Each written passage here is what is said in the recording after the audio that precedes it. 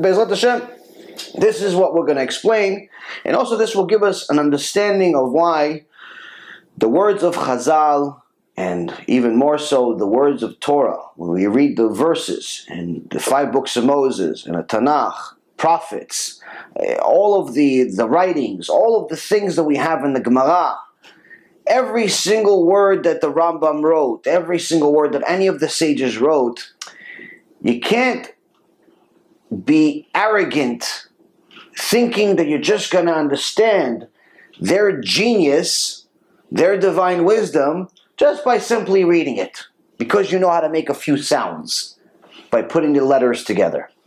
There's obviously a lot more to it than simply just the words. If he would write all the details of this Mishnah, it would be 500 books. Not 1, not 2, 500 books. The fact that we did a lecture for 3.5 hours, we still didn't even cover 1% of what we can cover from last night's Mishnah. That's how much knowledge is each one of these Mishnayot. But again, we're limited people, so we can only do what we can. But nonetheless, to think the opposite, that we could just read the sentence over here and understand it completely, it's complete foolishness. And this is what we went over last night, where people have no idea what the wisdom of the sages actually was. And we talked about a few stories of comparing the wisdom of the sages and to what level they were. As a matter of fact, one of the things I never knew, I only actually got today, enjoyed really learning today, Baruch Hashem, I've always known that if you guys remember when I did the Torah, Science, and Ancient Wisdom shiur in Aventura, we had one of the proofs that the sages had scientific knowledge well before science even knew what science was. One of the proofs was, one of the first proofs I think we had in that shiur was that the sages knew that the world was round. Christopher Columbus definitely did not discover it. And my source was actually, even though it also says it in the Zohar, my source was the Gemara. Gemara Masechet Avodah Zarah. But as a matter of fact, I found another source today, the Rambam. The Rambam, who wrote Guide of the Perplexed, Moreh Nevuchim, almost 900 years ago, writes it literally in his book. So he says here, this is just one proof. I saw it and I just thought it was just amazing. And this is hundreds of years. This is 300 years, 300 plus years before Columbus was even alive. And it's not like a analogy. He writes it literally.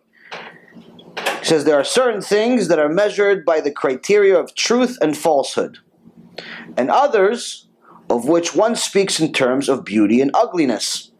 Facts are tested in terms of truth and falsehood, while behavior of human beings is tested in terms of beauty and ugliness, or being proper and improper. Thus, for example, in relating to a statement that the earth is flat, one would say that is false, and not that it's improper.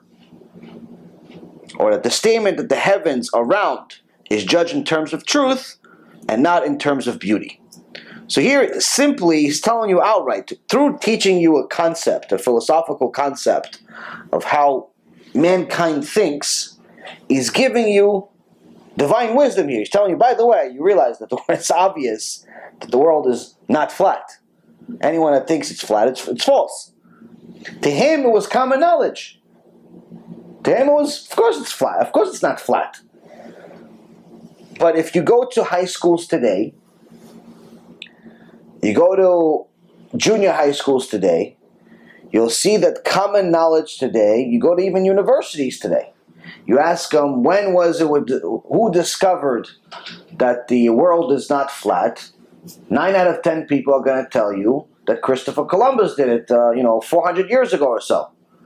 And it's complete nonsense. There are some that write that this knowledge was known by the Goyim, that the world is not flat, all the way back nearly 2,000 years ago at the times of the Greeks and the Romans. But in general, common knowledge is that Christopher Columbus was the one that discovered it, which is completely false. Either way, you see that this divine wisdom is not just like somebody knowing how to, multiply faster than you, or write a nice book with, good, way of using words, like a politician knows how to twist his words. But it's mamash knowledge that is, to them, they're saying it in passing. The Rambam was saying this knowledge in passing. It wasn't the key to the point of what he's trying to make. It was just a side argument, a side fact. So, same thing with every one of these Mishnayot in Pirkei Avot, and every single part of the Torah. There's more than meets the eye. There is the plain pshat, the simple meaning, and then there is the details that you'll find out once you study them.